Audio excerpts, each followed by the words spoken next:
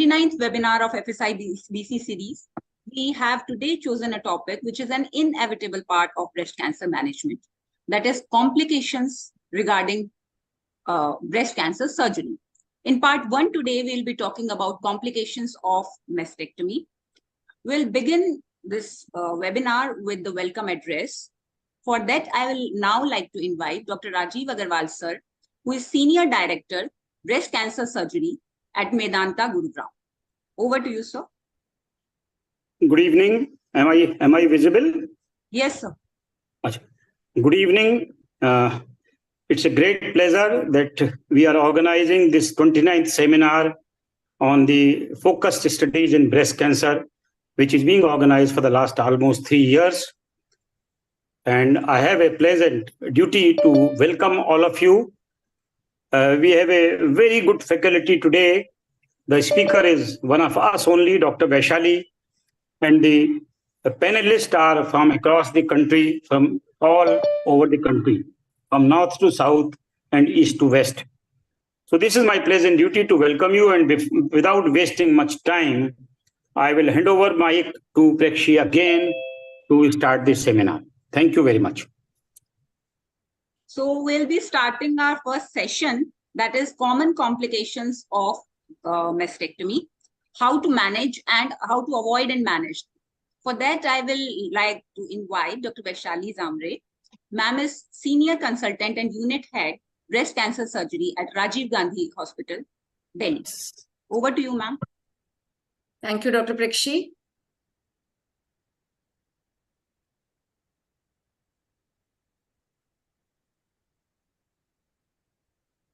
So once again, a very warm welcome to all of you, and I extend my greetings to all the faculty members. I can see that all the panelists have joined us now. So today I'm going to talk to you about some common complications which we can, avoid and manage. And some of the complications will be discussed during the panel discussion. So for the want of time, I will be covering some common complications. We know that breast cancer surgery is otherwise actually a very well tolerated surgery. The procedures are not that complex, and usually the if we leave apart the reconstruction procedures, otherwise the surgeries actually do not last for a long duration. However, there are certain specific set of complications which we can see with different breast cancer surgeries. They can vary from mild to severe. However, the severe or life-threatening complications are very, very rare. If we talk about the gradation of complications from the Clavien-Dindo classification of complications, if I can say that grade 4 and grade 5 complications are very rarely seen in breast cancer surgery. So what are the otherwise general factors which are responsible for some of these complications? There are certain specific risk factors which are common to all breast cancer surgery related complications, and there are certain specific factors which may be responsible for some specific complications. So advancing age, high body mass index, smoking, alcohol consumption, then medical comorbidities like diabetes mellitus, chronic liver and chronic kidney disease, atherosclerosis, previous chemotherapy, previous radiation, all of these are the important factors which we need to consider. And if they are present, then we must alert or warn the patients that there are some complications which are expected. And an informed consent should be obtained well before we plan the surgery. So the complications can be associated with the surgical procedure per se, or they could be because of some specific medical conditions which the patient is having, or because of general anesthesia, because of reconstructive procedures. I am going to cover only the surgical procedures. So the complications are many. I am going to talk about hematoma, bleeding, seroma formation, wound infection, flap necrosis, and other things. So when we talk about the bleeding or seroma formation, the hematoma, Just a moment, please. I will.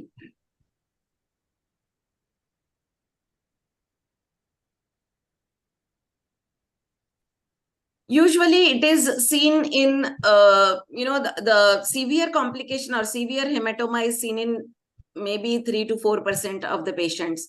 However, minor hematomas or minor collections can be seen in around 30 to 40% of the patients. So it actually is the collection of blood or blood clots at the surgical site. And we can see the accumulation within 4 to 24 hours after the surgery.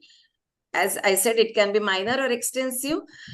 And the most important thing is inadequate attempt at hemostasis at the end of surgery. However, there are certain inherent patient-related issues which can lead to, this particular set of complications, especially if the patient is on anticoagulants.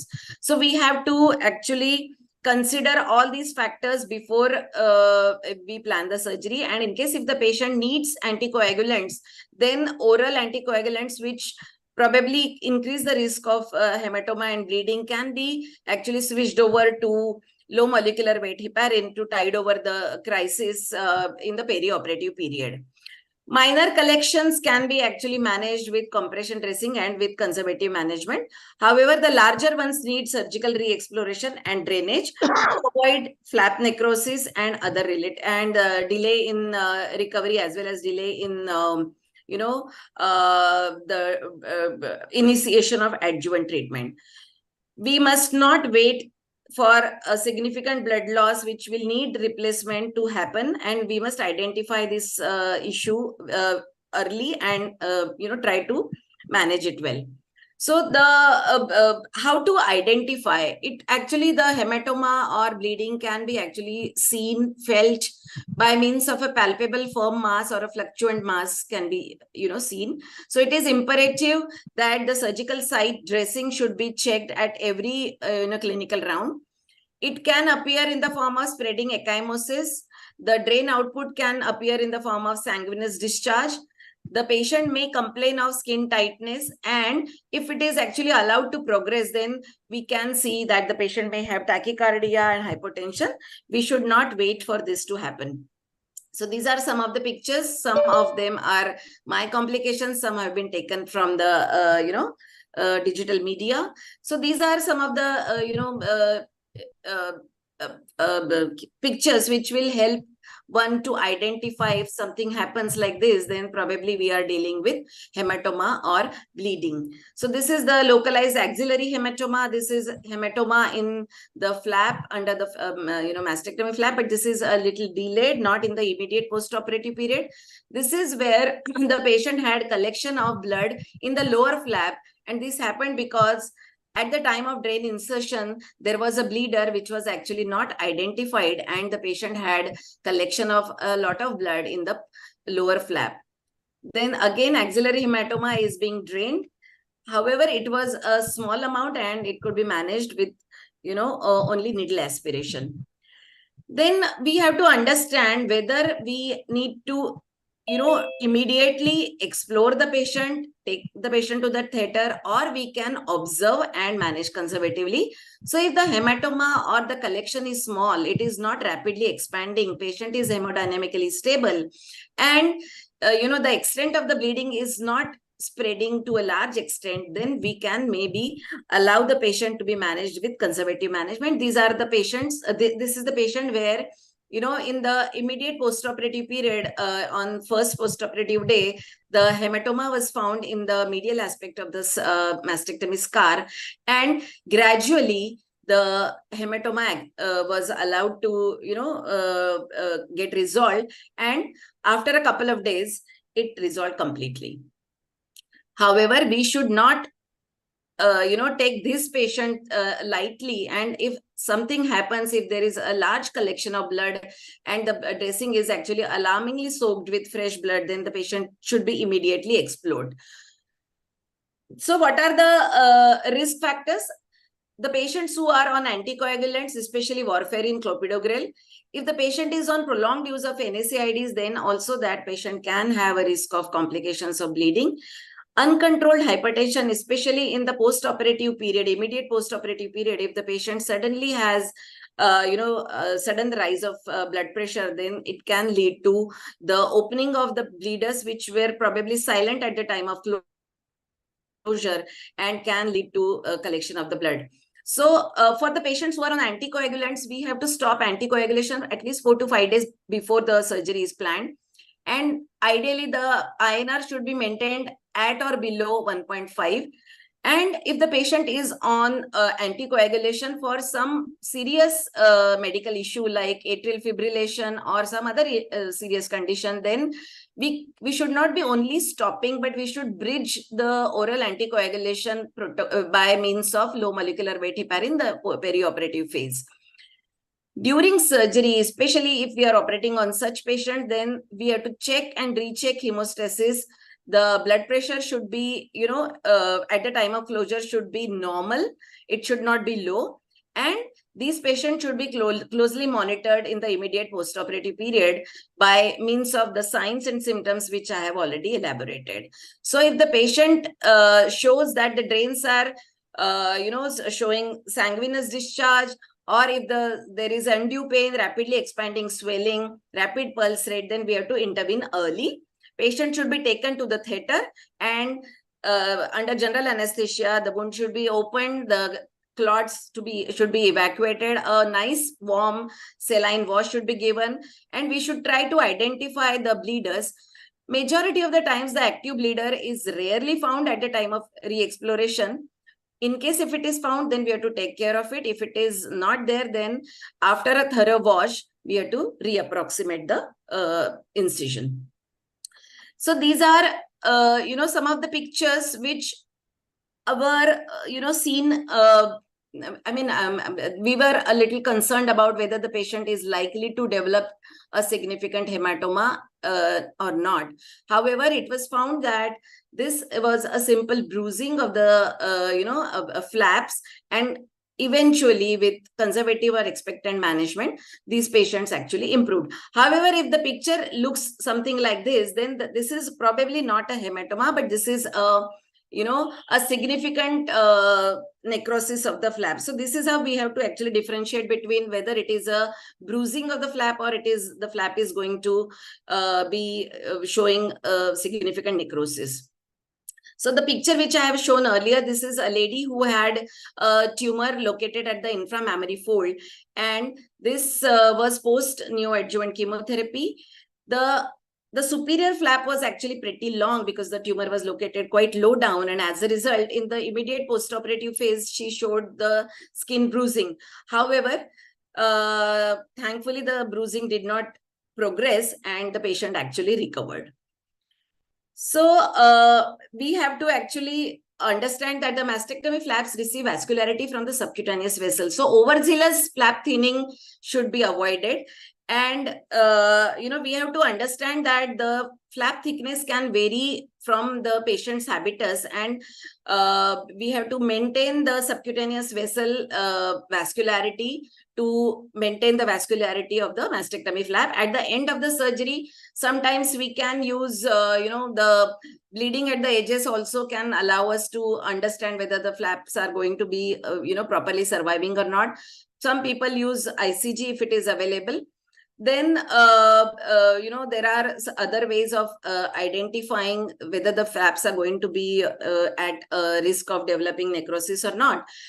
And the most important thing is to check the skin flap for necrosis immediately, or maybe in early postoperative period, and then warn the patient. So just a moment.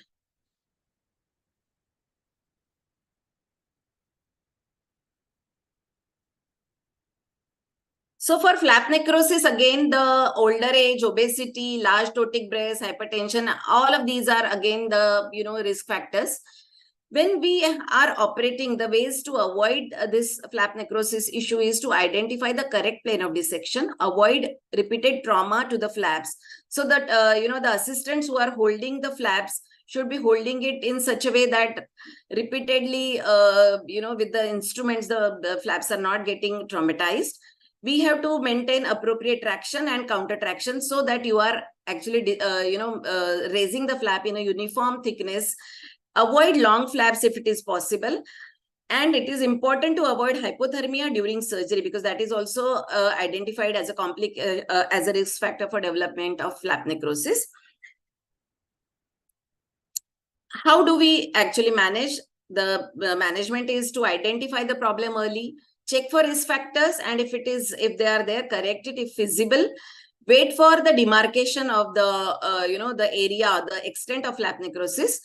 And while we are waiting for the demarcation to happen, avoid secondary infection. Keep the dressing in a dry, condition. Ask the patient to take care of the wound.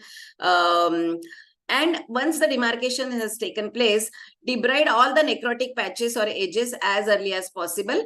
Refresh the wound edges and resuture with non-absorbable suture so that the patient can actually go for, the adjuvant treatment sooner.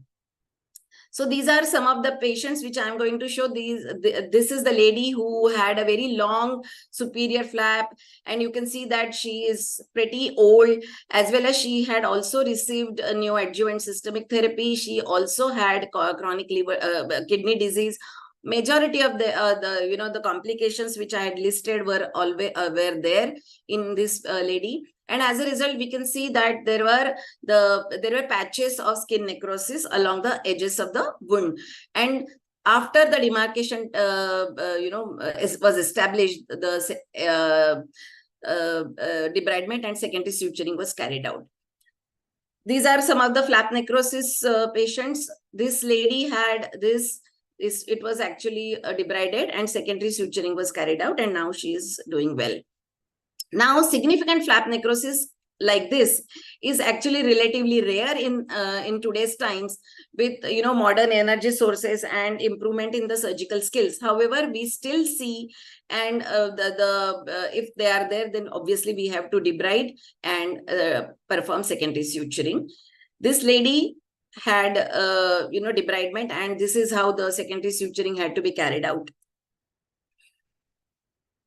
This lady had delayed actually wound dehiscence. During radiation, the entire wound, mastectomy wound actually got somehow opened up. So once the radiation was over, this lady was actually taken up in the minor OT. The debridement was carried out and secondary suturing was later on performed. Now I'll be talking a little bit about postoperative seroma. We know that it is a very, very common complication which we come across on a day-to-day basis. However, it is not a true complication, but it is a consequence of breast surgery. The incidence reported in the literature is as high as 80 to 90%.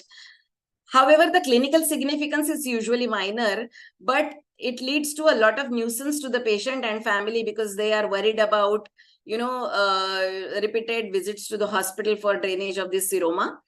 The symptoms are usually subtle. However, it leads to unsightly bulge sometimes, and patient can have discomfort and vague heaviness in the affected area. It can rarely become painful and can lead to wound dehiscence or leak through the suture line.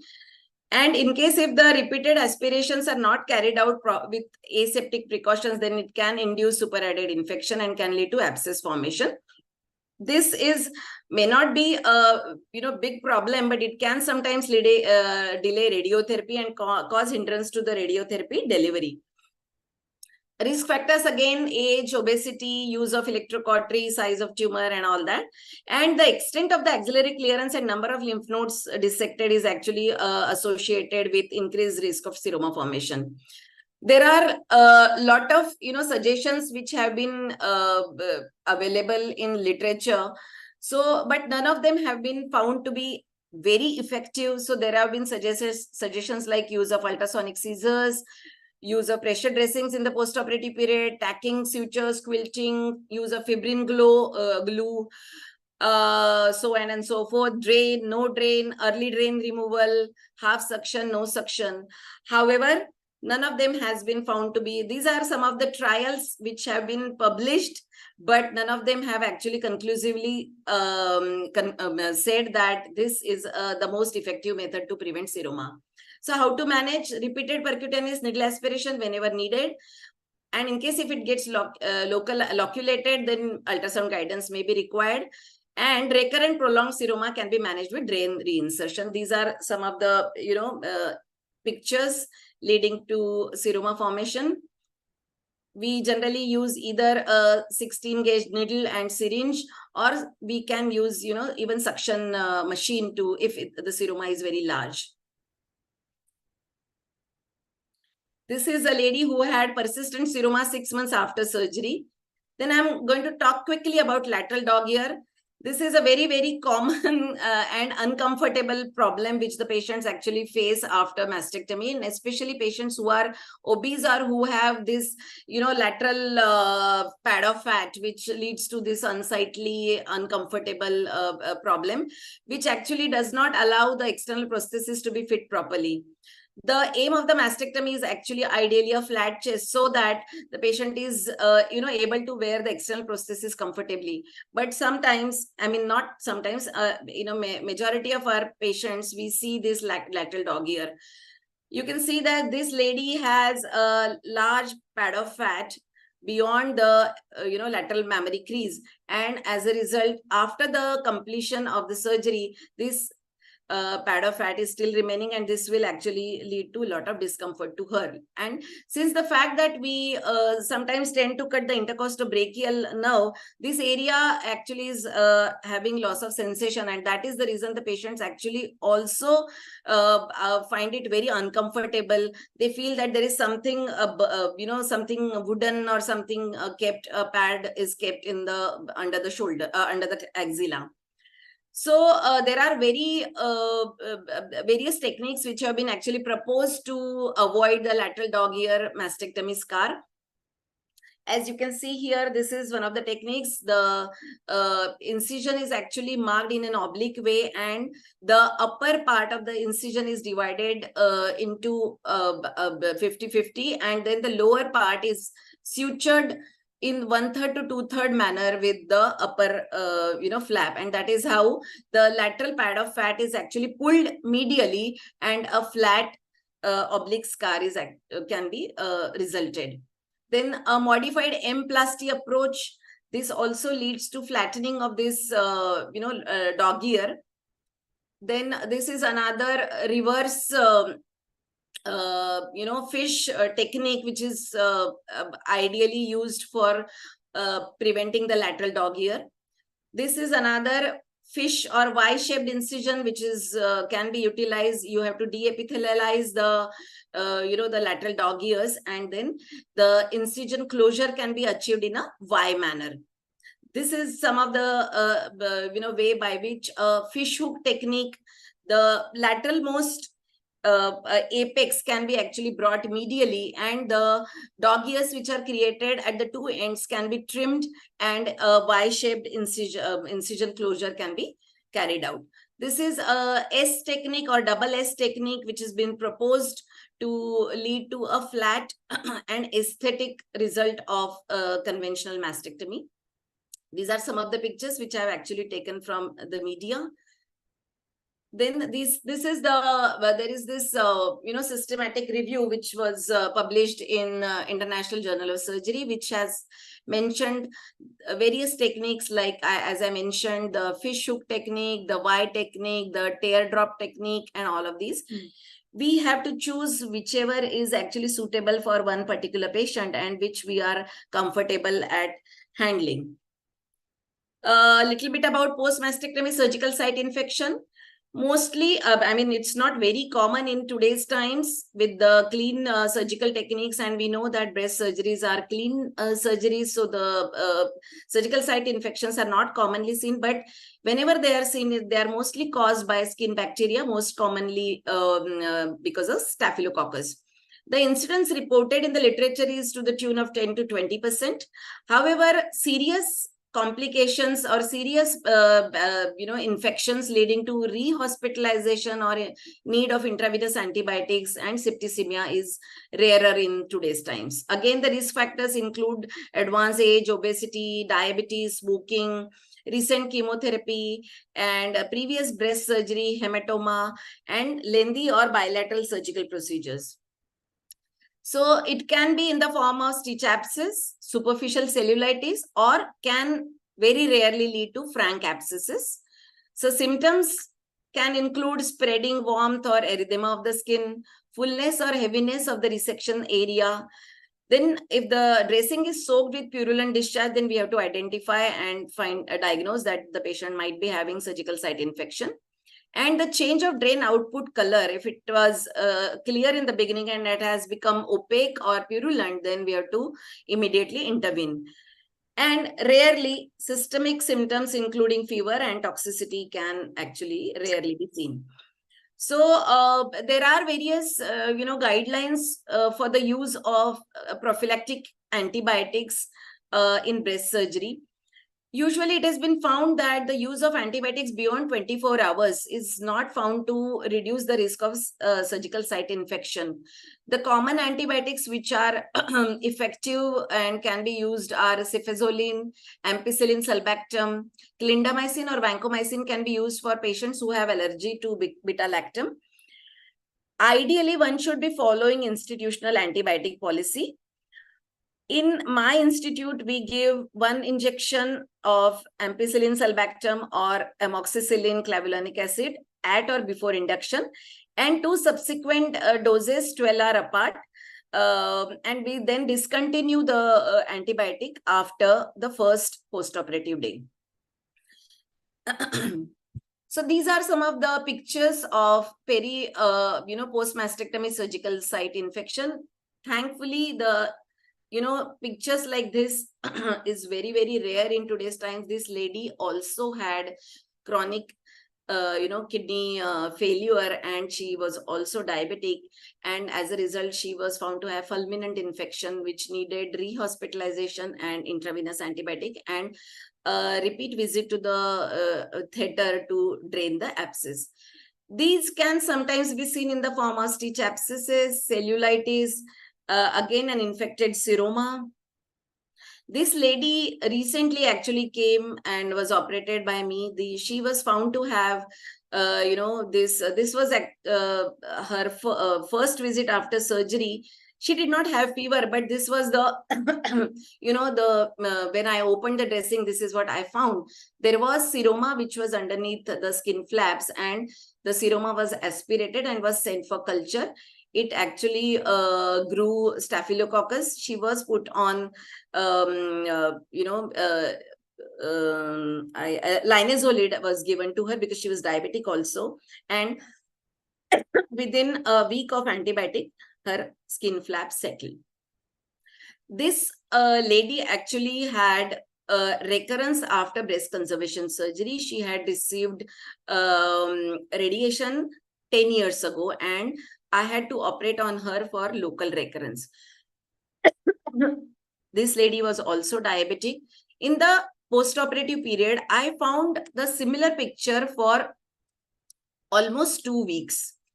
I gave her antibiotics. I used to aspirate the seroma. The seroma did not grow any bacteria, but her skin flap condition did not improve. So I spoke with the microbiology team, and it was found that the seroma had grown fungal infection. So with antifungal therapy for a long duration, the skin flaps actually settled. But this is how we have to be cautious and find out what is the offending agent and try to treat it. This is a minor but nuisance, actually, recurrent stitch abscesses. There was one suture which was lying inside and was leading to recurrent infection. That suture had to be removed, and once that was removed, this recurrent stitch abscess got settled. So how to manage? If there is superficial cellulitis, then oral antibiotic to cover gram-positive and negative flora in outpatient setting is sufficient. For abscesses, hospitalization, drainage under anesthesia, and intravenous antibiotics for maybe a couple of days. For small stitch abscesses, removal of the offending stitch and drainage of the pus is good enough.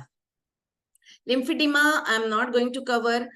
Local recurrence, yes, this is one of the issues we have to consider.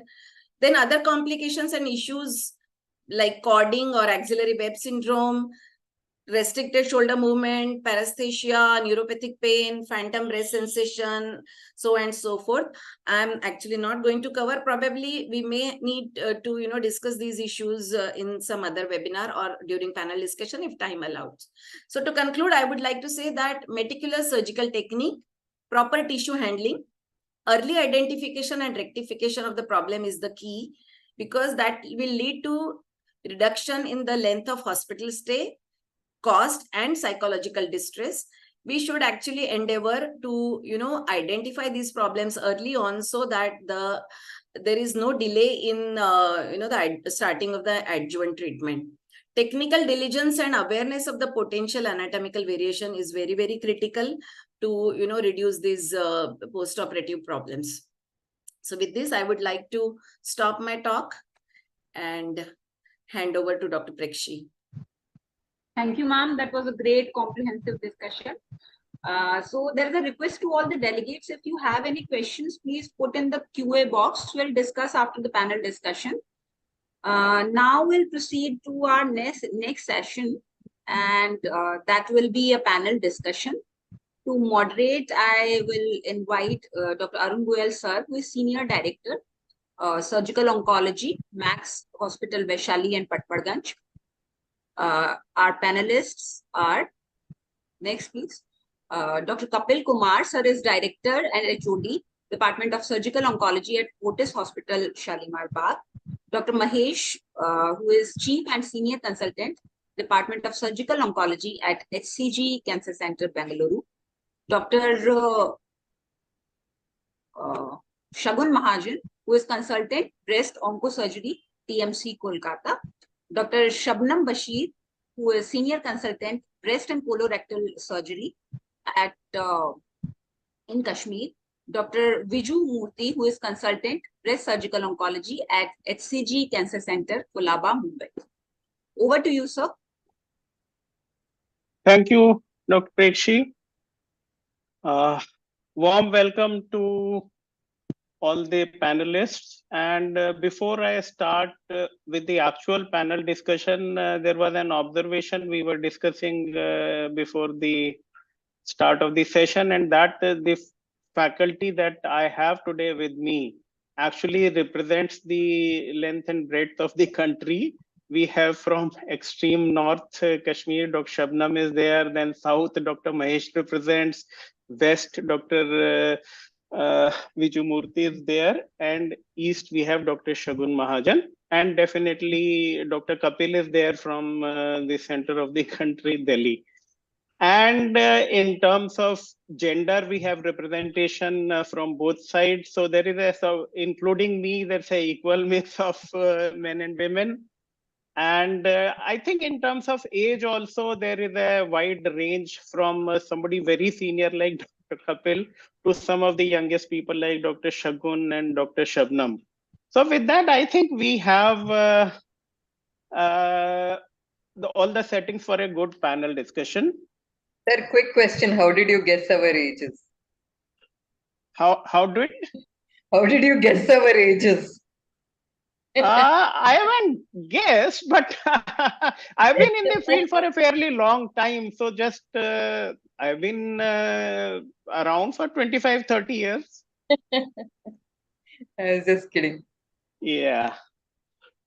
So coming to like Dr. Vaishali has done a great job. She's covered all the complications with a fair amount of information. So we would like to sort of maybe take the discussion beyond or slightly on different tracks compared to what she's talked about.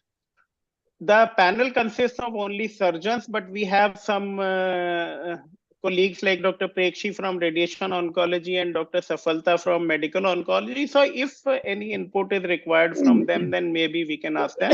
Meanwhile, my colleagues, Dr.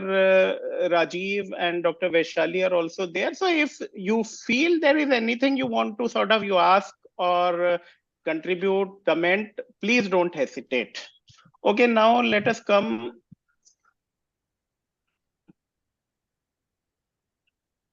to the issue of complications. And as I had been highlighted in the brochure also, that today's event is focusing primarily on complications related to the setting of mastectomy.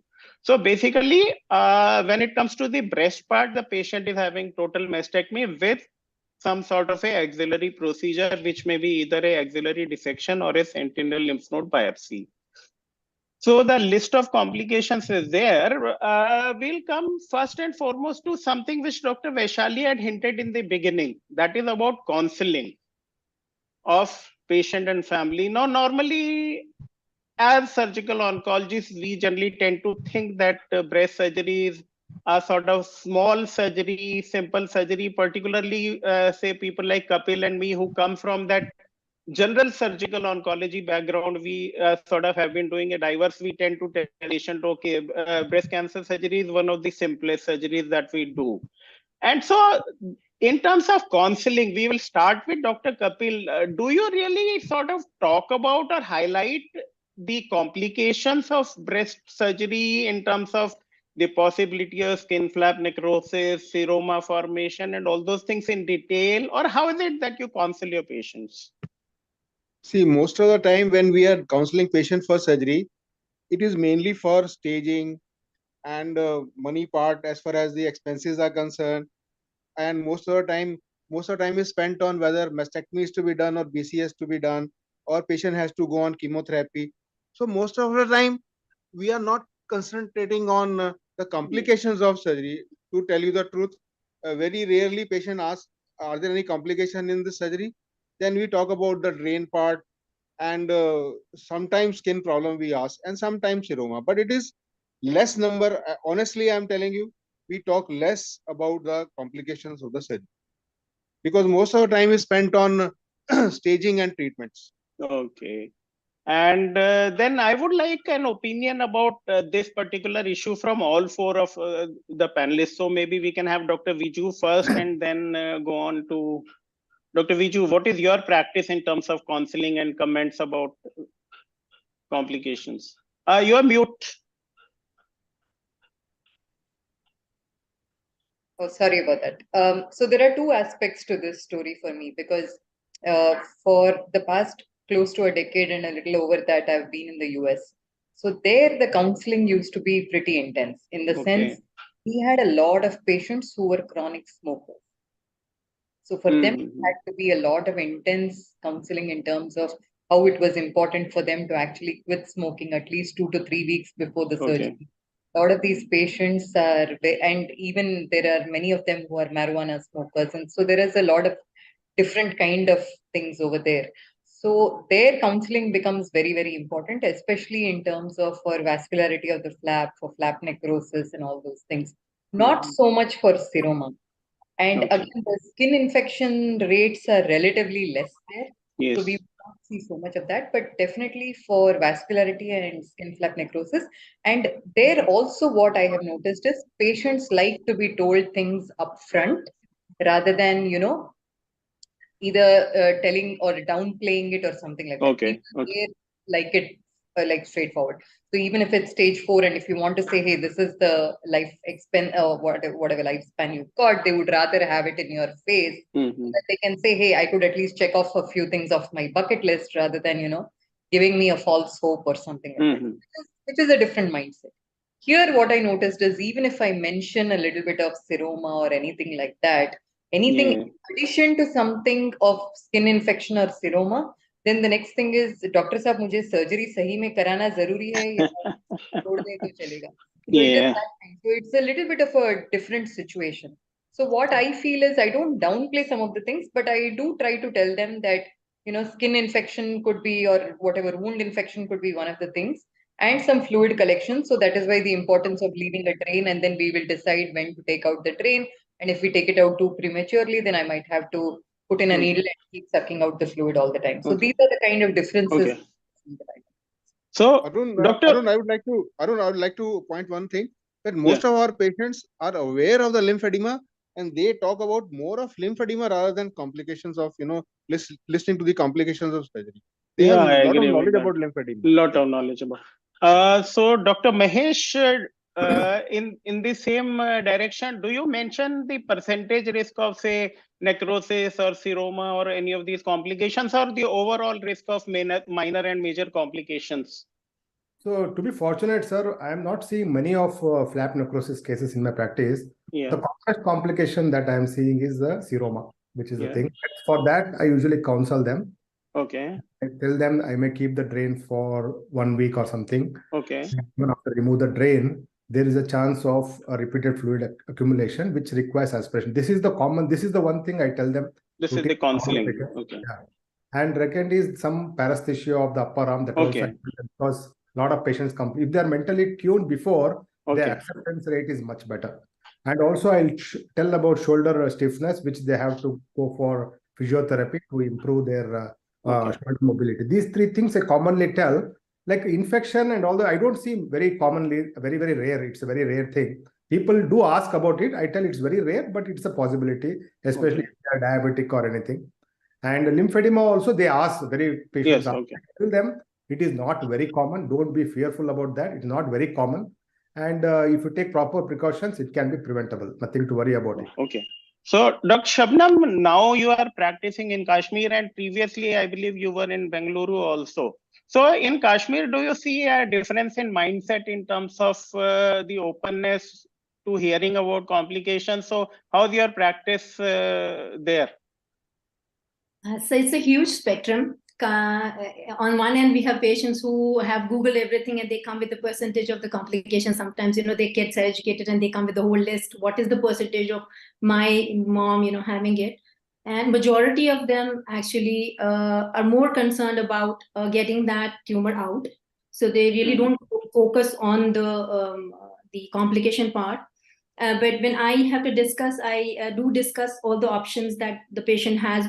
The other problem that we face is that basically you don't get much of chance to discuss everything with patient because the family doesn't want you to even tell the patient that they are having cancer. So it is one spectrum where you have to balance everything, and you can't even tell your patient that you're going back home with the drain, and you got to have that drain for a few days. If I take it out, then these are the complications. If you get a chance, then I do discuss about at least the options. The mastectomy versus BCT and the drain, how long it is going to be, the paresthesia, and of course, yes, a bit of the issues with around the shoulder that they'll have after the surgery. Okay. Okay. So the major things. Thank you. So we'll come to Dr. Shagun. Dr. Shagun, let us change the question now.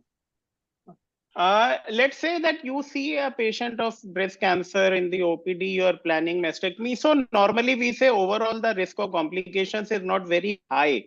But is there some premonition or a feeling that you feel this patient is likely to get complications in terms of, say, either the age, in terms of, say, body build, obesity, frailty, or any other factors? Maybe we start with Dr. Shagun about, so do you get any sort of premonition that this patient is more likely to have complications? So, sir, like you rightly mentioned, BMI. So, if the patient is obese and if the patient is an uncontrolled diabetic, these are the two things that mainly alarm me. I even try to postpone the surgery if the patient does not have a good glycemic control, because Okay. any of these complications can occur in uncontrolled diabetic patients. Mhm. And the wound complications, especially, I discuss it with them that since you are a diabetic and these are likely to occur in you. So in these two group of patients, I am very cautious. And to Okay. elderly, of course, the complications are higher in elder patients also. But I would be alarmed in mainly obese patients and Obese uncontrolled and all. diabetic patients. Also, Uh, I think the counseling, just to add to what others said, at the time of discharge becomes very important regarding Okay. all of this. So Recording. I take a lot of time at the time of discharge to explain them about all of this, whether it is lymphedema, shoulder stiffness, or paresthesias or wound infections. Okay.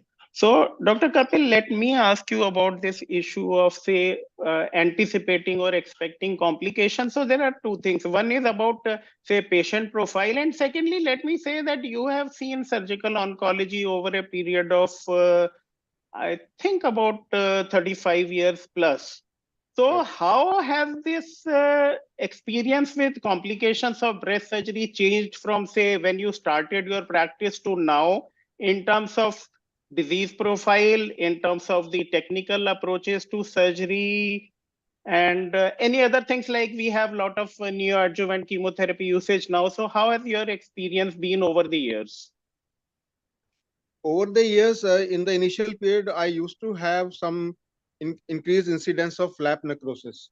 Okay. So that was the initial period. But then you keep learning over the period of Oh, sir, you've become mute. incidence.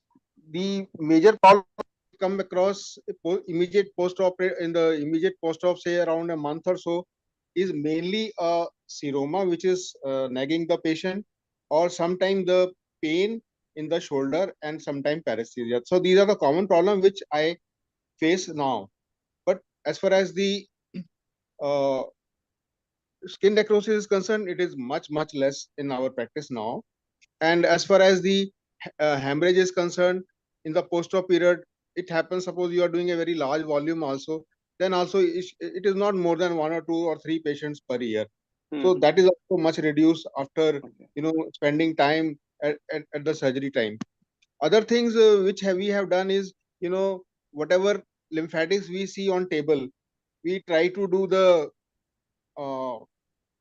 try to clip those the lymphatics.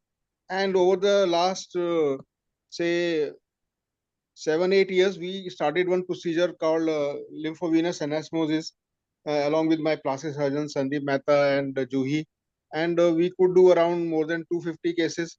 So although we don't have data, but I do understand that by doing sentinel node biopsy and this lymphovenous anastomosis, probably the incidence of lymphedema. I think we'll come to those aspects a little later. But do you feel neoadjuvant chemotherapy makes a difference to complications? Yes. Neoadjuvant therapy in these patients, I have a lot of lymphoria in this patient, seroma collection, but not the skin necrosis is not a problem. Main problem is the seroma. Dr. Viju, in terms of say neoadjuvant chemotherapy affecting complication rates, what is your experience? Can you give your input? Again, I haven't really experienced any complications that as such, nothing major. As so if it was somebody with a obesity or like a chronic condition like diabetes, but other than that, I really haven't come. You haven't had. Dr. Mahesh, do you think NACT makes a difference to the complication rates? Not much, sir. Not much. Not much. Okay. A bit of more lymphoria and excess drainage is what we see. Otherwise, it's not much. Okay. Before we go to the individual complications, there is another issue which Dr. Vaishali had pointed out, was about the complications leading to a delay in additional therapy in terms of adjuvant therapy. So let me say, or maybe let me ask you only, Dr. Mahesh, what is the time, say, after you have done a mastectomy? When do you send your patient, say a patient needs adjuvant chemotherapy? What is the time window, what is the earliest time that you send for adjuvant, and what is the maximum that you feel comfortable that this is a maximum delay I am comfortable with? So usually after the second week, so generally after the second week, they can go and take chemotherapy. But if there are some problems, especially seroma, so then maybe it may take 3 to 4 weeks also for starting our further treatment. But once the wound is settled, I refer to them for chemotherapy after 2 weeks. But the medical oncologist will take up another couple of days. So generally around 3 weeks after surgery is the further treatment, if any further treatment, radiation or anything to be given. So if for some reason the delay, let us say, is happening to 5 or 6 weeks or so, then are you okay with that, or you make sure that it doesn't happen? No, it is not okay. But if the main problem is that we arise problem delayed is because of seroma. Seroma is the main cause for delaying therapy, and rarely some infection. But it is not okay. But it doesn't happen frequently. Very rare. Okay, Dr. Shagun, this issue of delay, Dr. Mahesh said about seroma. So let me ask you, do you think that when a patient has a seroma, they should not be going for adjuvant chemotherapy? You wait till the seroma has resolved totally before you send for adjuvant chemotherapy? No, sir. We send the patient for neoadjuvant chemotherapy until unless it's too big a seroma and the patient is too Okay. uncomfortable. Then we go Okay. for aspiration. If the patient is going for 2-3 times repeated aspiration, even that is fine. But we do send the patient for neoadjuvant chemotherapy. At Okay. times during RT, they have a problem if the seroma is there. Till Hmm. radiotherapy, they go for radiotherapy. So that is when the radiotherapy may get delayed for the Okay. patient. Yes, sir. Otherwise, not regarding neoadjuvant Okay. Same thing for chemo will not unnecessarily delay it. Chemo Okay. can be Okay. given. Chemo can be given, yes. Dr. Shabnam, so in your center, do you have a separate medical oncologist or are you handling the chemotherapy yourself? I don't have a medical oncologist in my center. We don't have per se those centers in the private setup over Okay. here. So the whole treatment is deciphered across the city. I send them to a medical oncologist. You send them to a medical Only 2 oncologist. places with radiation oncologist, so I have to send them over. But I do the MDTs before that. The national. So since you don't have a medical oncologist in your own center and a patient needs regular seroma aspiration, so you are comfortable sending them to another hospital to the medical oncologist, because having them in the same center, it is easy for the patient to see both specialists and Usually with the mastectomies, I've not had problems since I started quilting. With okay. axillary, I've not had problems beyond, because I don't usually keep the drain beyond 10 or 12 or 14 days maximum. Okay. I believe it leads to more drainage. So I take it out. If at all they get a recollection, whenever it is required, I would re-aspirate. So if they're Okay. on neoadjuvant, if they're on adjuvant chemo, then under the cover Okay. of antibiotics. If it is I think basically in our setup also, we have a rule to sort of start chemotherapy 21 days, usually end of 3rd week.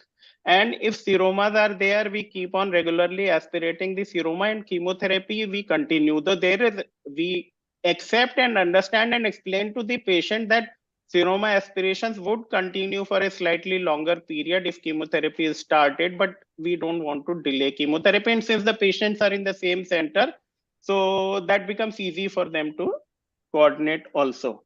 Okay, now we'll come to the individual complications. So I'll take the issue of skin flap necrosis first.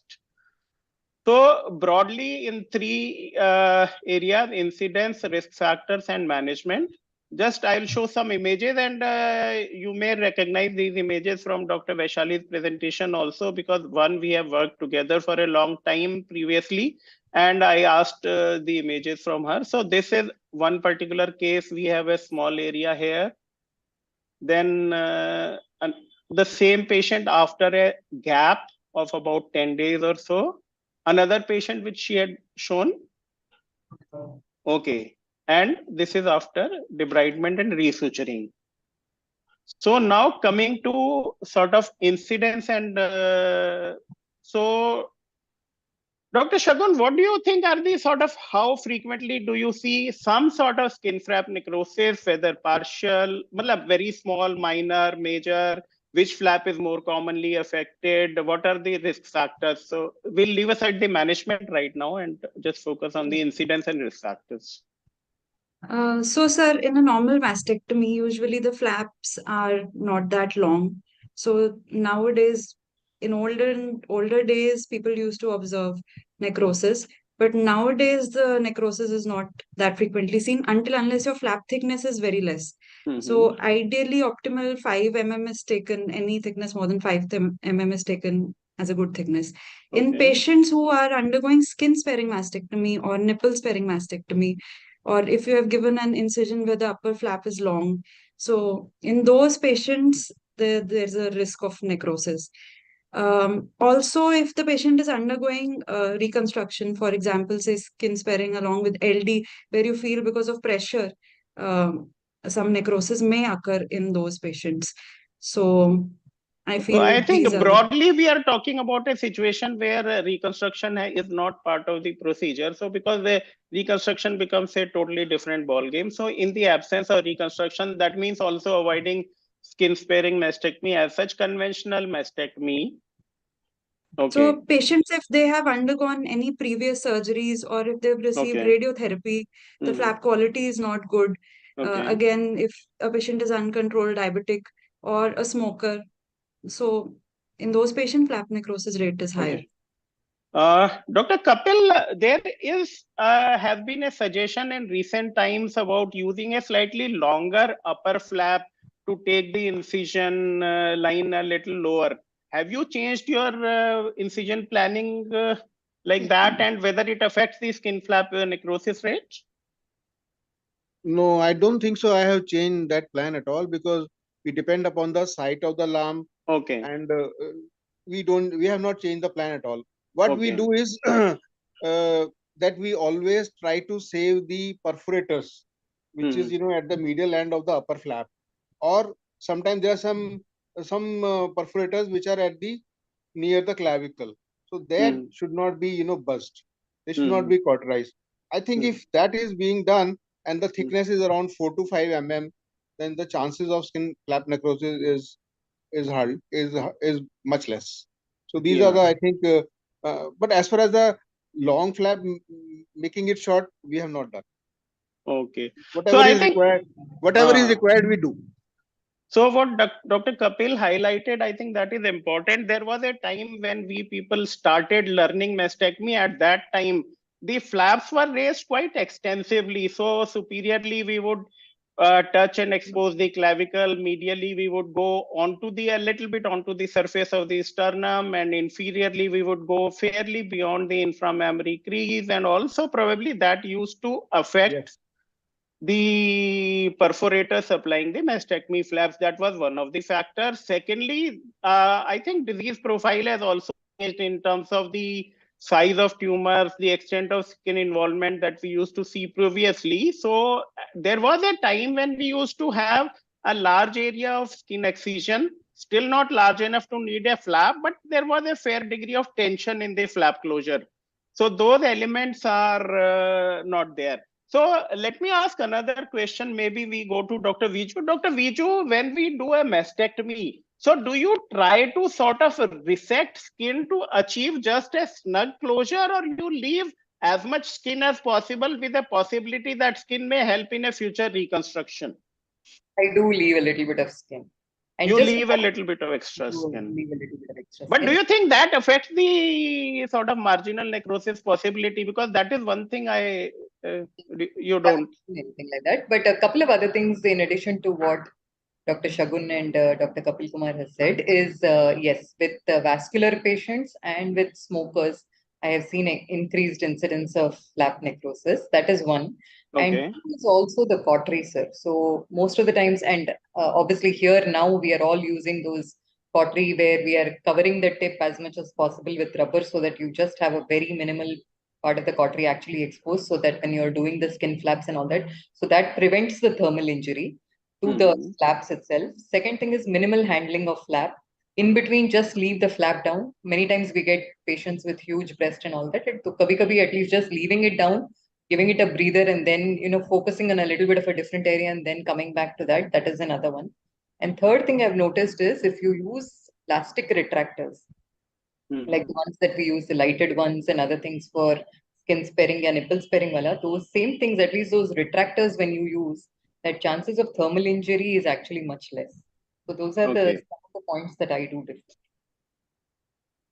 So there is something which I could add here about flap handling. There was a time when I had seen some surgeons actually using Alice forceps away from the edge. So they may be putting the Alice forceps, say 1.5 to 2 inches away from the edge to give traction to the base, or maybe fold the flap and then put an Alice. So that I believe is something which should be dissuaded absolutely. Flap handling is a very important factor. So your flap thickness may be okay, but if you handle it roughly, you apply traumatic clamps to anywhere, even if the edge is handled excessively with traumatic clamps, then marginal necrosis would be higher. But if you handle it away from the edge, then you can lose a lot of skin. So that is something, that message should go very clearly, that flap handling should be there. Now coming to management, so let me ask one thing. We'll start with Dr. Mahesh. So say we have two sort of different pictures we see. Sometimes we see a sort of superficial, uncertain sort of change. We are not very sure whether it is full thickness, partial thickness. And also, when you see a patient where there is a possibility or an early indication of skin flap necrosis, then what do you do? So in all patients, do you like to wait, or is there any patient you would like to do a early intervention? Dr. Mahesh? Yes, sir. So in all the patients, so first of all, we are not seeing so many flap necrosis. As Dr. Kapil sir said, that preservation of perforators is the most important thing that we follow, and avoiding trauma to the flaps, and also we use cutting cautery. I prefer to use cutting mode than a coagulation mode. And coming to this flap neck, if the patient is having epidermal flap necrosis, only epidermis, then just conservative management is good enough. And if it is full thickness and if it is small or even moderate also. So what I do is I keep the drains for a little bit more longer time so that the flap sticks together to the chest wall, and so that there's no flap elevation or infection risk will be very less, and do conservative management. And once it gets demarcated, then take for further treatment, like excision and suturing. Okay. Dr. Shabnam. Sir. So what is the time when you decide that it is time I should debride plus minus resuture? So as Dr. Mahesh said, I'm also lucky enough not to have many flap necrosis, because I follow certain dictums, which I learned while I was in TMH. One is they say that, if you fail to plan, you plan to fail. So you have to plan your incision well beforehand. And the flap thickness, I don't go by flap thickness of 5 mm or 10 mm because it varies from person to person. So I stick to the subcutaneous level with the venous plexus, and I don't disrupt that. And third is that I handle the margins very carefully. Fourth is that I keep a gauze underneath my retractor so that even if accidentally there is some lateral spark, it doesn't burn the edges. So not seen many. I've just seen one partial necrosis of the skin, which I've managed conservatively. Okay. Dr. Shagun, you would like to add anything to this? Sir, frankly speaking, in mastectomy patients, I have not seen any case of necrosis. But with, like I was mentioning, with reconstruction, because in our hospital, reconstruction, quite a lot is happening. So there, few patients do have necrosis, and at times we debride them under local anesthesia. Also, it is a problem, especially when the patient has to go for RT, and at times we have to do some early debridement. But then again, we have to wait till the time there is proper demarcation, so that the area, we know what area we are excising. We are not overdoing it. So, Dr. Kapil, when do you like to sort of debride and resuture, or at what time interval from the surgery? We come to know about the necrosis, say, when we do the first dressing, say at 48 hours. And at the time we decide that this patient will have a full thickness necrosis or a superficial necrosis, then we decide at that time only. But by and large, we are dividing, if there is a larger area, then we allow it to have full demarcation. Then we do it around 3 weeks. But sometimes it's a very small area, then we can do it early also. Okay. But by and large, 3 weeks when there is a full thickness. Okay. So normally, let us say you are doing debridement and resuturing. So how do you choose whether you do it in the, say, OPD procedure room vis-a-vis taking the patient to the OT? More than 90% in OT, which is there in the OPD only, minor OT. Minor OT in the under OPD. Local anesthesia, we manage. But if there is a sort, let us say 2 or 3 centimeter wide necrosis, do you think you are going to mobilize that flap to achieve a tension-free closure, and you would need general anesthesia, or? Much less incidence in our practice, but we have done few times, and where mobilization will be required, and readjustment from the surrounding area. But doing it under anesthesia is much less in our practice. Okay. So, Dr. Viju, how long have you been in India? So maybe we just start with that. How long have you? 4 months old, sir. Oh, 4 months old. That's very so. It'll be I'm still premature. too early to say that how much of Indian experience you've had. No, but I was there prior to I left. So when we talk about reconstruction and complications, that may be a better time to sort of have your inputs on those issues. So have you faced skin flap necrosis in your Indian patients? Yes, like I mentioned, with a lot of vascular patients and as well as smokers. So most of the times, like Kapil sir said, we usually wait for about 12 to 14 days, wait for full demarcation to happen. And there typically patients don't like things to be done under local. So we would do it under some sort of a sedation or some light twilight or something, and then we would do the excision. Okay, that's it. Okay, now coming to the next big issue, seroma. So basically, the problem starts with lymphoria, and broadly we know that axillary dissection is the major contributory factor. Now, some things which Dr. Vaishali had mentioned, then Dr. Kapil also mentioned in his comments that they are doing lymphovenous anastomosis. But I think, do you think, Dr. Kapil, that your lymphovenous anastomosis reduces the incidence of lymphoria or seroma? Because of the variability of the data keeping, I don't have the what you call analytical data as such, but it has definitely reduced the incidence of lymphedema over a period of say 3 to 5 years. So we have been following those patients who have undergone lymphovenous anastomosis. In them, the incidence of lymphedema is definitely no, lymphedema, I agree. I'm just talking about seroma. Do you think that affects the seroma rates also? Yes, seroma rate also. It does affect the seroma rate. Yes, it does affect. Okay, and Dr. Shabnam had mentioned something about quilting. So, do any of the, I would take input from all the panelists, starting with Dr. Kapil. Have you ever done quilting or fixation of the flap to the underlying muscle to reduce seroma? Never. No, never. Dr. Shagun? Never. No, I don't think it's a good idea. Patient is in a lot of discomfort after that. There is pain. There is pain. Dr. Viju, any experience?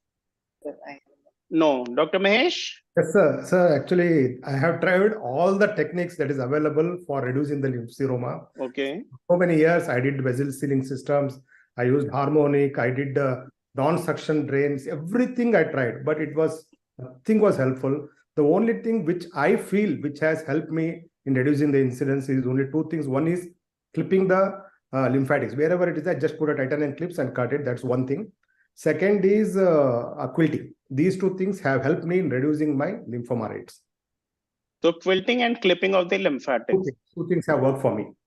So when you're talking about clipping of the lymphatics, you are basically focusing on the distal side. Both, sir. Both distal and proximal. Both distal and proximal. Okay. And let us say in terms of drain removal, what is your practice? When do you like to remove the drains? Is it based on volume, or is it based on time, or is it based on the flap seemingly stuck to the chest wall? Yeah, it's basically based on volume, sir. Actually, I wait till it comes around less than 30 ml. That's what I follow, because in mastectomy, I don't want the flap to be collected by a subseroma. It's different for breast conservation versus mastectomy. In mastectomy, I keep it a little bit longer. So, and let us say that 2 weeks have passed and the patient is still having 70 or 80 ml of drainage. I just at that time I remove it off because the flaps will be adherent and only the seroma accumulates in the lower part. Then I just aspirate it. So 14 days later, if it is still draining, you would remove. Okay. Dr. Viju, what is your practice? So it's kind of similar, sir. So 12 days, maximum 14 days. Okay. I usually use a flat JP, and then it's usually with that hand grenade sort of the bulb which is there. Okay. So it's easy for the patient to put even in their pocket or something like that, because instead of a Romovac where it becomes very obvious, it becomes like a major chore for the patient to carry around. So instead of that, I use that. And then again, like Dr. Mahesh said, about 12 to 14 days is when I usually see, hopefully if everything is stuck. Main problems happen in very obese patients where it's kind of a little bit hard to get an idea when you have that bulge on the side and you're really wondering to take it out or no. But other than that, 12 to 14. Okay. Dr. Shagun, you also take 30 ml or 40 ml or 50? What is your cutoff? I asked Yes, them sir. We take around. Oh, sorry. Shabana, Shabana, we got confused. So, I tend to measure it, and if it is less than 30 for 2 consecutive days, it does not all of a sudden come down from 90 to 30. Then because there are many other factors that play a role. Either it can be a clot, which can just bring down the volume all of a sudden overnight to 30, or it can be a peritoneal leak or damage to the tube. So I make it sure that it has been 30 for 2 consecutive days without any tubal leak or a clot. And then I take it out, usually never beyond 14 days, whatever the volume. Dr. Shagun, same? For quilting, same, sir. it does bring the volume down. So since I've started quilting the mastectomy flaps, the drain for the mastectomy flap instead of 10 or 12 days is coming out on 5th or 6th day. So that is what I'm observing without any added discomfort to the patients. Okay. So again, coming back to Dr. Kapil sir, if you have a patient who says, okay, there is a swelling in the surgical area and you find there is a seroma, then how do you take a call that you need to aspirate this seroma, or you would like to sort of just leave it like this? I think it's a clinical decision, and if the patient is uncomfortable, and most of the time it could be only one swelling in the axillary area, then we aspirate once and see whether it is seroma only or not, or it is most of the time it is seroma, clear fluid, and we measure the amount also, and we don't put any time on antibiotics and follow them, call them at least once a week to see whether seroma reoccurs or the amount increases. Sometimes there can be amount can be persistent, and it can be there for 1 or 2 weeks, then the amount is persistent. Then we counsel them that this will be a small discomfort. You have to come for at least once a week to get them aspirated. So in the normal routine, you would recommend a weekly review? A weekly review. Okay. Dr. Mahesh, what is your practice here? Sir, serum aspiration, usually I go for weekly once, sir. Weekly once.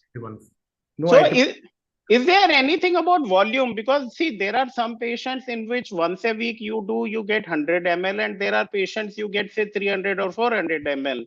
So does that make a difference? Say a patient who has 200 or 300 ml, would you want to do say twice a week, or is it worthwhile? Yes, sir. You're right. Sometimes if it is too big and if it is elevating the flaps, which are already adherent, in those patients, I call them a bit early. Otherwise, once in a week, sir. Once in a week.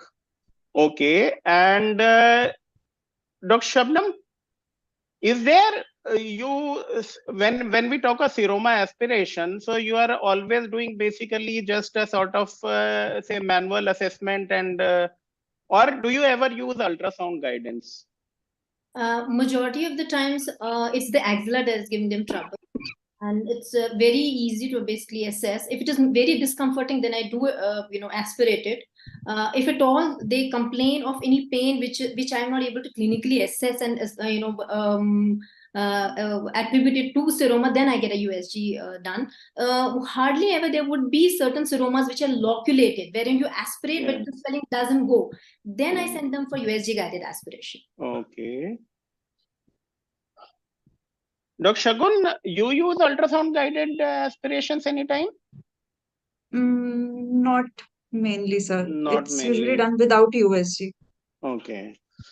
So I think that message is there. What is important is complete aspiration. Sorry to interrupt. Dr. Viju, please. I would like to differ a little bit. If it is just in the lower flap, yes, I would do it bedside. But for the most part, anything in the axilla, even if it's a low axillary collection or whatever, I prefer to do it with ultrasound guidance, where I'm actually able to see it. You can almost see the amount collapsing, and it's all under vision. It's very safe.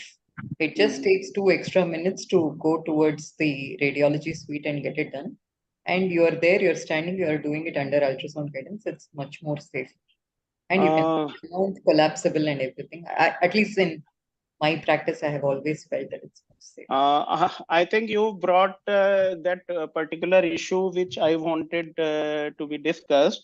So the thing is, probably the issue in India would be whenever you add ultrasound guidance. So the issue would be logistics in terms of time required, in terms of the costing which gets added. So as seroma aspiration, the surgeon, they see in the OPD, they take the patient either on the OPD examination table or in the procedure room in the OPD block. It takes 5 minutes. And often the surgeons don't even charge extra for a seroma aspiration beyond the OPD consult. But whenever you take to the ultrasound room, the timing, it may definitely, the ultrasound suite may be busy, and usually they would charge. So that logistic issues are there. So I believe Dr. Shagun or Dr. Mahesh, do you think those are going to be considerations? Sir, I do it in OPD, sir. I don't send You do it in OPD. Arun, can I make a comment? Yeah, sure, camera is sir. not Please, working. please. Yeah, you're welcome. Yeah. Most of the time, we do not need an ultrasound. But sometimes when we see that seroma is large and I am not able to aspirate much according to my expectations, and the patient flap is too thick or patient is too thick, then we definitely send patient to ultrasound, which may be happening maybe in about 5 to 10% cases of seroma only, because the seroma sometimes, particularly after conservation, they become little septate and you are not able to aspirate it blindly completely. Yeah. Then I do send these patients occasionally to my ultrasoundologist, who does it under ultrasound guidance, so that as much possible as aspiration can be done. Or if the patient is coming too frequently, every 4-day patient is coming to me, I am very uncomfortable, then definitely I would like to have ultrasound done at least once. See how much is the situation, how much is the fluid, and is it separated? Okay. Because mastectomy may not be, but definitely after conservation, sometimes they get separated. Yeah. So I think what Dr. Viju has brought out is a point which has been at the back of my mind, is that I believe that when you do a manual aspiration, there is a small amount of residue that is in the posterior axilla, because usually we do it in the patient lying down, and it is likely 20-30 ml of fluid is there in the posterior axilla, which we don't get out. And I have a gut feeling that probably a complete aspiration may lead to a faster resolution. That's a theoretical idea that I have had, no sort of data on it. So probably a ultrasound guidance may help in getting to a zero, but definitely the logistics and all are very big issues. And that is, the practice has been to do it without any guidance, except when it is, say, loculated, you're not able to empty it. There is a visible or palpable bulge remaining. So as of now, that is our practice. But let's see how things change.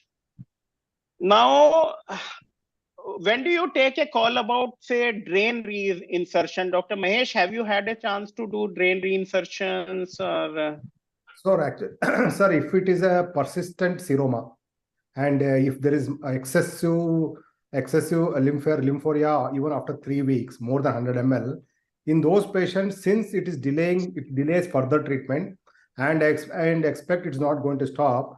So I do what is called as sclerotherapy, sir, betadine sclerotherapy. Okay. We have done good number of patients, and even I have published in IJSO this this technique, wherein I insert the drain again, and I start installing betadine 10%, and for 1 hour, and then redrain it. So we used it, and we have found very useful. And within 1 week, the drain stops and it heals faster. So this is what I do in my practice. If it is persistent and it's going beyond 3 weeks, and we do the same thing. Dr. Kapil, sir. If after 3 weeks is more than 100 or maybe 200 or sometime say around 300 ml coming, and the patient is having hindrance in starting the adjuvant treatment, then we will definitely do a reinsertion of the drain, and we have done in this year around 2 of them. And so reinsertion has to be done. It has to be again monitored. Patient has to be called at least once a week, and then by and large they have a resolution. I have only one patient which did not have any resolution for almost up to 1.5 years, even after putting the uh, this drain also. So then I had to put a, there is one agent called Escarol, which I injected into the cavity, and that also had to inject at least twice. Then it settled down. This one produces adherence between the two flaps, because if you see over the time, then this cavity which is producing the seroma gets something like epithelialized type, and it does not collapse, and it does not adhere to each other. So this agent sometimes help. Some people use betadine, sometimes they use bleomycin, but this I found Escarol. I'll tell you the trade name of this. It is easily available, and this interventional radiologist told me, and then I used it, and it has helped. So do you just spray it, sir, or what exactly do you do? It is like a liquid, and you make a foam kind of a thing with this into with two syringes, and with a three-way you inject. First you aspirate thoroughly so that there is a zero fluid in the cavity, and then you with a three-way you inject into the cavity once, and then take out the drain. This does help. So you inject it through the drain itself? Through the Yes, drain. through the drain itself, and by a three-way you make a foam out of it, and then put it. It's a foam kind thing. It's a liquid, but when you take two syringes in a three-way, then becomes a foam-like. Then it spreads into the cavity. So, Dr. Shabnam, so when you have a patient where the seroma is persisting, so do you like to sort of go for a drain without sclerotherapy straight away, or or you go for drain with sclerotherapy as Dr. Mahesh does? What is your routine? I have stuck to repeated aspirations because even in breast sepsis, we have come down from IND to repeated aspirations. And for seroma, I practice the same. I've never reinserted the drain, although there are a lot of studies speaking about tetracycline, betadine, polidocanol, and all the agents. But we need to understand that it causes huge amount of inflammation also. So increases a lot of discomfort and pain sometimes to these patients. So I've stuck to repeated aspirations and I've not had to put a drain. So all your cases have settled down with repeat aspirations? Aspiration. Just before their next adjuvant, I would do a repeated aspiration. No, I know that practice, repeat aspirations we have been doing, and many of the patients, when we offer them repeat drain insertion, they say, okay, I don't want a drain hanging out of my body, so let us just stick to repeat aspiration. But there have been patients in which even 3 or 4 months later, I have had sort of the need for aspiration, and then I have asked for a repeat drain insertion. I am not, again, personally a fan of sclerotherapy, but drain insertions. 180 ml also sometimes, but I've never had to reinsert the drain. Sometimes after 2 such aspirations, they just settle down. So okay. So, okay, let us come to a situation where a patient has completed the chemotherapy and is now time for radiation, but the seroma is still persisting. So first, let us ask, maybe I'll take an input from Dr. Prekshi. Dr. Prekshi, a patient comes for adjuvant radiotherapy and there is a seroma. What is your response to the situation? Sir, so we'll take the history. What is the rate of increase of seroma? Suppose if the patient is reporting that this seroma is increasing at a very rapid rate, then definitely before we go ahead with the planning CT, we'll ask the patient to get it aspirated. Second thing, on the planning CT scan also, we can make out what is the volume. If it is low and the patient is comfortable, then we go ahead with the planning. Okay. But if the seroma is of large volume and it is rising at a very rapid rate, then after 3 or 4 fractions, the patient will definitely need re-aspiration. So in those cases, we try to get it aspirated first and then plan the patient. So, Dr. Kapil sir, do you have, you must have come across some patients who have seroma persisting by the time they land up for radiation? Definitely. 2 of them are running right now. So how do you handle them? So do you do we are doing, regular? Just now we are doing aspiration only in one case, and that is being managed because the seroma is around less than 60-70 ml in say 1 week. But there is another patient who is very fatty and coming to around if he aspirate is around 200 ml in 1 week, then we are in that case we have put the drain. Okay. So, Dr. Prekshi, if they say seroma volume I have aspirated today, it is maybe 10 or 20 ml, and 5 days later it is about 70 or 80 ml. So, does your radiation delivery get modified because of that?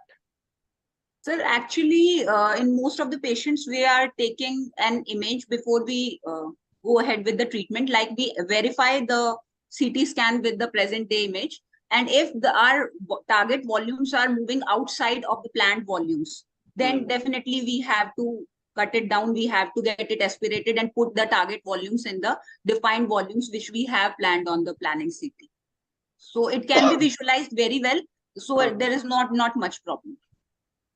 So I think this message, Dr. Kapil said, if the volumes are significant, then maybe putting a drain might allow that it stays continuously collapsed and might lead to more uniformity in terms of radiation delivery. So let us come to another situation. Let us say a patient has, we felt that the seroma had disappeared and they come on say 6 months follow-up and you find that there is a small seroma in the axilla, which may be about 50 ml. So it must be a sort of chronic with a fibrous capsule and all. So are you worried about that seroma in some way? Say a patient is 9 months post-surgery or 12 months post-surgery, or you can just ignore it? See, post radiation patient does come, and it comes through the other referring say medical oncologist or the radiation oncologist. If it comes to us, then most of the time we are doing these kind of fibrous which have a fibrous capsule around the seroma. We do it under ultrasound guidance, unless we are able to do it at one go in the OPD. So my question is, would you ignore a seroma which say the patient was not really worried about, patient came for a routine follow-up? Do you really want to intervene, or can you ignore it? At least once we should aspirate and see. At least once you should aspirate. Dr. Mahesh, what would you say? If it is symptomatic, if the patient is complaining of some discomfort and that area, I generally aspirate it, and otherwise I just leave it, sir. If it is not, otherwise it's a very big one. Okay. Dr. Viju, do you think if the seroma is there, say 9 or 12 months later, and would you be worried about any possibility of, say, a tumor recurrence or? No, sir, not really. No, not really. And you would leave it or you would aspirate it? I would ignore it. If the you would ignore it. Okay. Okay.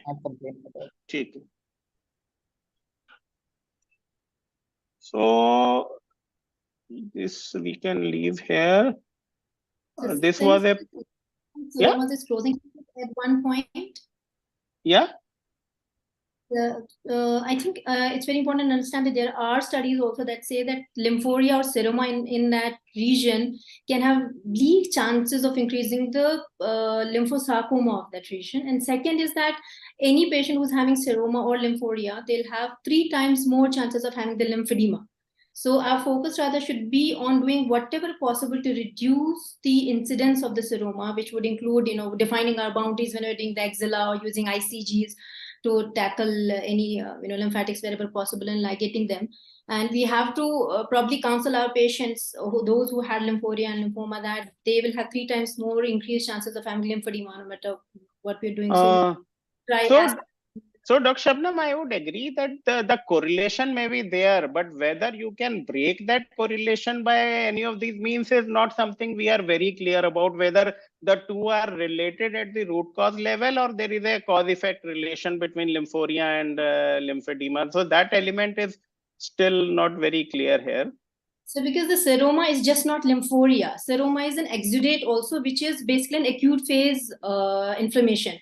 So if you give anti-inflammatories in the earlier 4 or 5 days or 1 week, or some studies say even the steroids, that anti-inflammation actually reduces the seroma because it's a combination of both the lymph seepage as well as the exudate.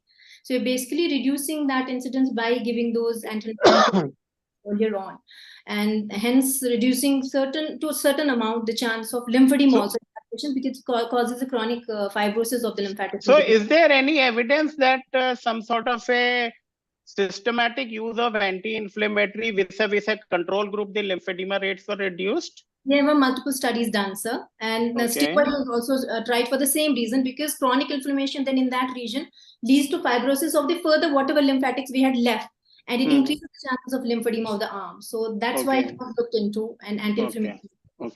Okay. Then we'll come to the next issue, that is hematoma. So again, let me start by something. Say, Dr. Kapil, what do you think in your practice are one or two important reasons, underlying factors for hematoma formation, which we are talking of significant hematomas or? See, on the day one, if you have a reactionary hemorrhage, then you can come to know in the post-op period, say after 4 to 6 hours, there can be a sometime. Once I had a fall of blood pressure, or patient falling in the bathroom after 6 hours or so, or a drain becomes more bloody, then you need to explore these patients and take them to OT back. No, And but sometimes as a underlying cause, what do you think? It is like a sort of a suboptimal control of hypertension, which is more important, or is it, you think, the surgical technique, or what is more important? I think it could be combination. The most of the time our patients who are on antihypertensive drug, they continue to have drugs post-op as well. So likelihood of this factor may not be there. Most probably it could be a combination of, say, patient on ecosprin, or maybe a patient not having hemostasis on table. Okay. Hemostasis on table is the most important thing. Hemostasis. Let me ask another question. Do any of my panelists, do they use thromboprophylaxis in breast cancer patients? Any of the panelists? If anybody uses, okay, let's say hear a yes from them. Yes, if it is very elderly woman who is generally ECOG, 2 or 1 and not very mobile, and diabetics, hypertensive, elderly, obese, then in those patients, 1 or 2, I have used low molecular weight heparin. Dr. Viju, in your practice, say in USA, was use of VT venous thromboprophylaxis common or recommended? Not so much, sir. Not so much. What happened is we would put floatrons and everything.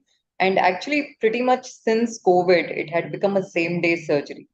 Okay. So just a couple of pointers that I would like to say is, one is that meticulous hemostasis, like you mentioned, there are a couple of times when we have taken back patients because of the whatever it was, increasing swelling and everything.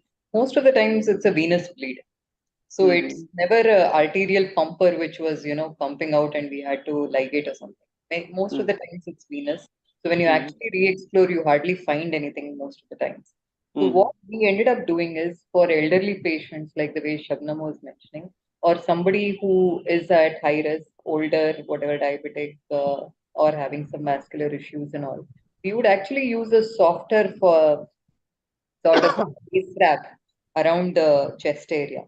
Not too much constricting that, they can't breathe, but at the same time, just making sure that we do a light compression, but a light but firm compression around the chest. And we keep that for 24 to 48 hours, just to make sure that, that compression is there. And then the second thing is, there have been a couple of times where we have re-explored the patients because of increasing bulge and little bit of drop in the. There was a time when there was a patient's hemoglobin had dropped by 2-3 points, so we had to take it back. But like I mentioned, most of the times it's a venous bleed. And in terms of for prophylaxis, it was mostly just floatrons and other things, and then the patient would get back to being up and about within a couple of hours. So we didn't really have to give any sort of prophylaxis. Okay. Dr. Shagun, let me put a situation in front of you. Patient, you have completed the surgery. Patient has been shifted to the recovery room. You go have a cup of tea, go to the patient, and you see that the drain tube is showing that the blood flow, the drain tube is having bloody fluid and the flow rate is significant. This situation is faced from time to time. Have you ever come across such a situation that you feel that the flow in the drain is a little faster than should happen?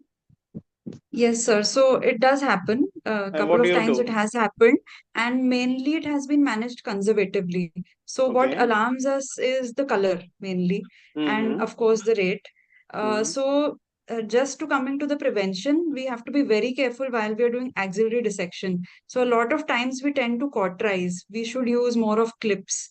Liberal using of clips should be there, because in cases where we have re-explode, mainly the bleed was somewhere in the axilla. And the thing is that first, initially, we can wait for an hour or two, and we have to be very careful about the vitals. Until unless the vitals are going haywire, you are seeing that there's tachycardia or there is fall in BP, it can be managed conservatively. And also, if you feel that the hematoma is really expanding and the vitals are also subsequently the tachycardia is happening, so then it's better to take the patient for re-exploration. The rates are not very high, but this is the scenario in which you would want to take the patient. Okay. Slight difference of opinion about clips. Say I have been in practice for 25-30 years. I do not use clips for hemostasis in the axilla. I would tie about two major arteries or tributaries, and other than that, the small ones we coagulate only. And over 25-30 years, I can say my re-exploration rates are fairly low. Maybe Dr. Vaishali can vouch for that. She's worked for 12-13 years with me. So one thing which I would like to highlight is that when you are closing, definitely a careful check of hemostasis. Secondly, make sure to watch the blood pressure of the patient at that time. That is one. So the mean arterial pressure should be at a reasonable level. Sometimes what happens is you start the surgery, the BP is high. You ask the anesthetist to reduce the BP. By the time the BP comes down, you have finished your surgery, and then suddenly you start closing. So then you take another 5, 10, 15 minutes till the BP becomes normal, and that would generally take care. You would pick up any possible bleeders. And this drain issue, definitely once in a while we all face. So we try to give tranexamic acid, watch for some time, give some compression, but you have to become a little overcautious at that time. So that is what I would like to say. The clips, again, in particular, I would say that particularly if the tumor is in the upper outer quadrant, then use of clips in the axilla is something I would advise against, because there can be sometimes confusion in terms of tumor bed clips and the clips which have been used in the axilla. So that is something you should watch out for. Infection, I think we probably need not really discuss too much about it. Let's take a few minutes about lateral dog ears. So let me ask, starting with Dr. Viju, do you think a lateral dog ear is something which we should proactively address in every case, or what is the practice? So little bit different, sir. So what happens there is it's a lot of pre-op counseling. Most of the times what happens is almost every woman, whether she's skinny or whether she's obese, always has a little bit of a lateral bulge. We don't think of it because the breast is already there. When the breast goes away, that is when suddenly most of the people realize, oh my God, ye bhi reh gaya tha, apne nahi. Whatever. But it was always there. So I think it is one is to let them know that don't expect that this whole thing will go. To give a realistic picture to the patient. Okay. This is number one. Having said that, most of the patients, like Dr. Vaishali had mentioned very beautifully in her presentation, that most of them have that sensation of some sort of a foreign body or a wooden-like thing, like she mentioned, that there is something actually sitting there, which they probably had never realized when the breast was already there. And that is a common problem with most of the patients face, even there also. So there were two ways of doing it. Most of the times on table, we would do that same incision, jahan pe there was a picture where that B to A was kind of, so you take it out and then you take a skin hook, drag it towards the point in the center, and then you do almost like a fish tail kind of a closure. So that's what was the commonest thing done, because many times what happens is if you try to go all the way at the back, it's almost like you're going to the midline posteriorly and there will still be some bulge always. So it's never going to completely go away. So one is we would do this fishtail closure. And second is worst case scenario, if the still patient has a lot of complaints about it, we would ask our plastic surgery person who is usually there for our reconstructions, we would ask them to do a liposuction as a small procedure later on. But typically speaking, this is what I have done. While I was training in Tata, we would do the teardrop incision. And that was very helpful for a lot of patients because we did not encounter that much of it. But many times, like I said, if you have a lot of side bulge, then this fishtail helps to a great extent, followed by some amount of like. Okay. Dr. Mahesh, in your practice, do you do something to address the dog ear as a routine or in some selected cases, or just ignore it?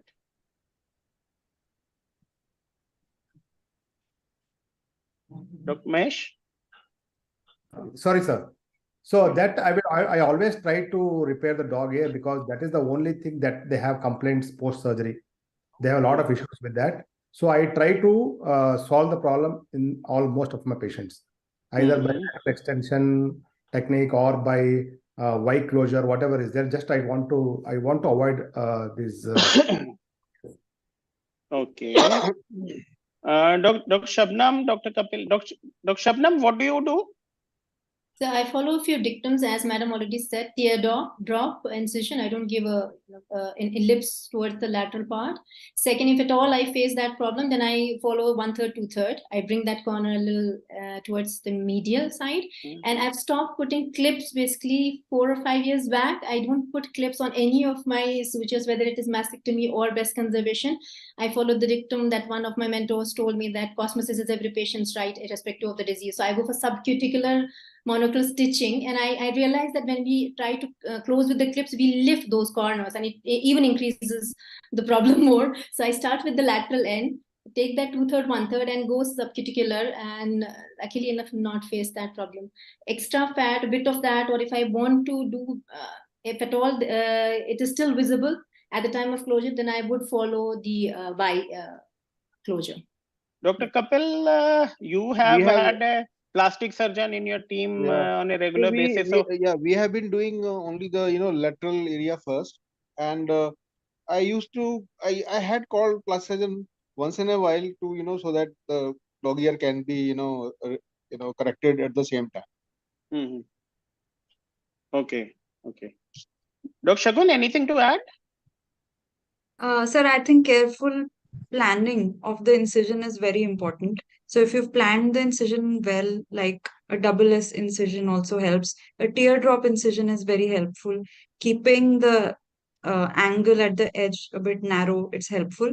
And then the rule of 1/3, 2/3, it always helps. You can bring the lateral part of the skin medially, so you can avoid dog ears. Okay.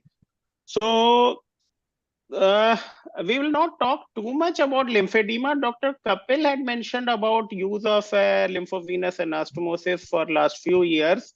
So anybody else has that experience of lymphovenous anastomosis as a prophylactic or a preventive approach?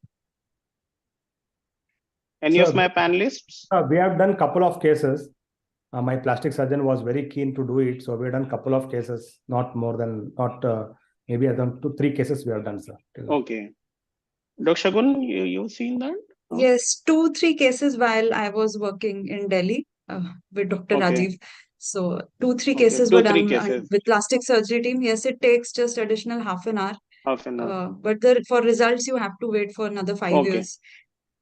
Dr. Viju, any comments? No, sir, I haven't really done. You haven't. Okay. So I think you see, Arun, we are doing occasionally now. We have done about, me and my colleague jointly had done about 15-20 cases, and a lot of them we are doing even on the demand of patient. They are bothered about lymphedema, so we are doing for them. Okay.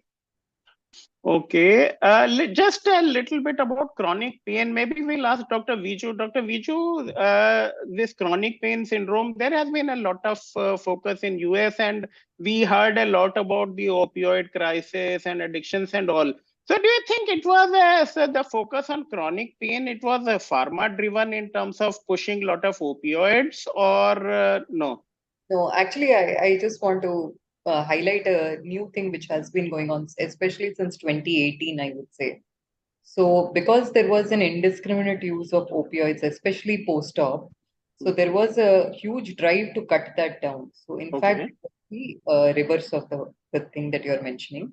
So they came up with this idea of giving intra-op Exparel. So Exparel is a liposomal bupivacaine, which was injected at the Okay. time of incision, one a little bit at the time of incision, and also, so you would normally either dilute it with 0.25 or 0.5% of sensor cane, and we would inject it intra-op. So one, you inject it at the time of closure into the wound edges, and if you're doing mastectomy, some of it, it's almost like doing a PEX block.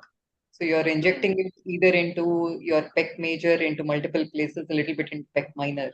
So having done that, that itself would take care of the pain for about 72 hours. So that automatically brings down the painkiller, whatever you're. First of all, we had stopped giving opioids since 2018. So most mastectomy patients would receive this Exparel. And then in addition to that, they would just get either paracetamol or whatever other group or whatever that we would give. So nothing really in addition to that, anything was being given. Okay. Exparel as such has not been approved in Asia. Okay. Not just for the cost factor, but some other approvals have been pending. So that is why it's not being given.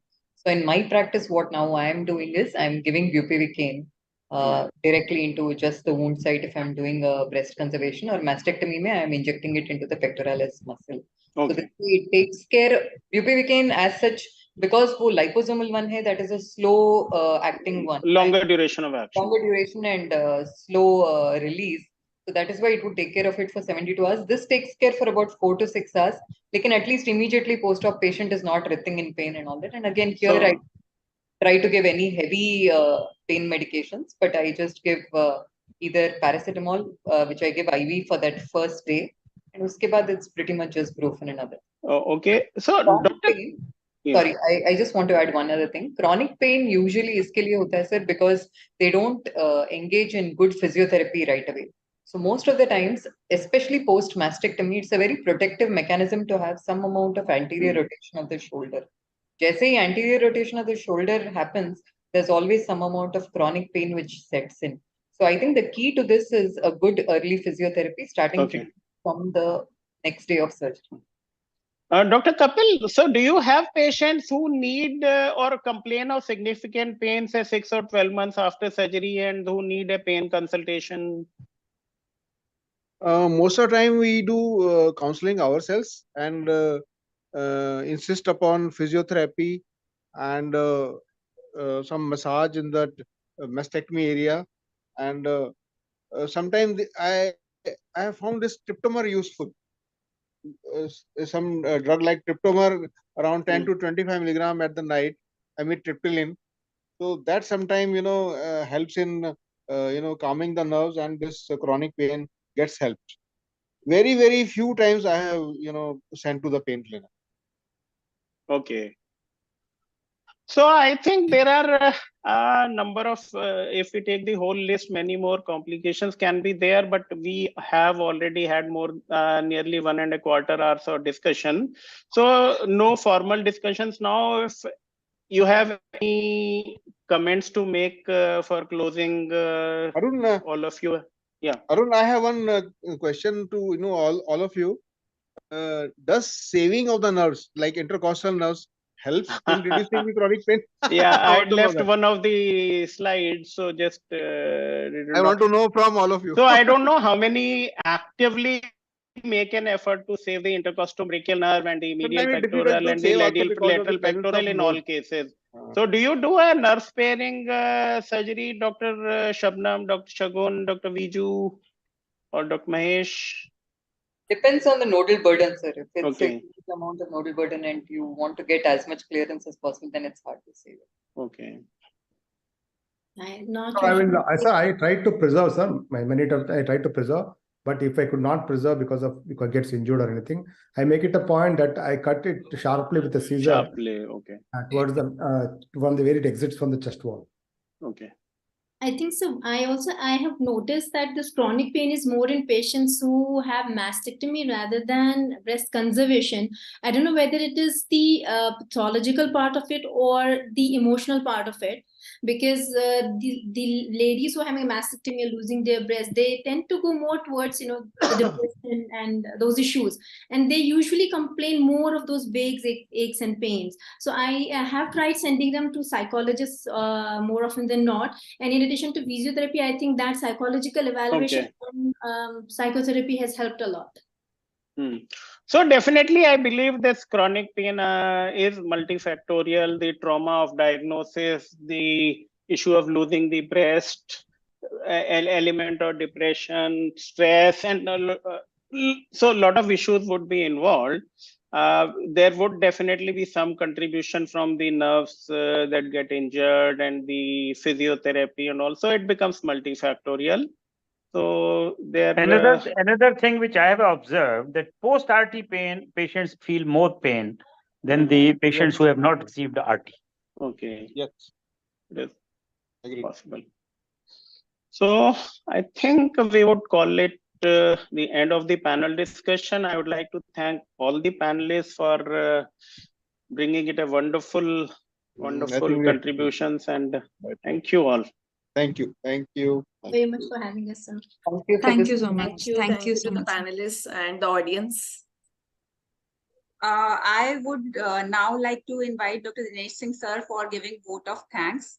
Right now, also there are no questions in the QA box. I think all the questions have been well addressed in the panel discussion and the previous session. So over to you, sir. Thank you, Dr. Prekshi. And it was indeed a very wonderful and very elusive discussions, and all the practical aspects which we come across in our day-to-day practice, they have been discussed, and Dr. Vaishali has given a very beautiful description of all the issues pertaining to this. And I would like to thank all the attendees who are attending this webinar, our 29th edition, and will be continuing every month. And I would like to especially thank our invited faculty, Dr. Kapil, Dr. Mahesh, Dr. Shagun, Dr. Shabnam, and Dr. Viju. And thank you, my team and everyone. Thank you so much. Thank you. Good night.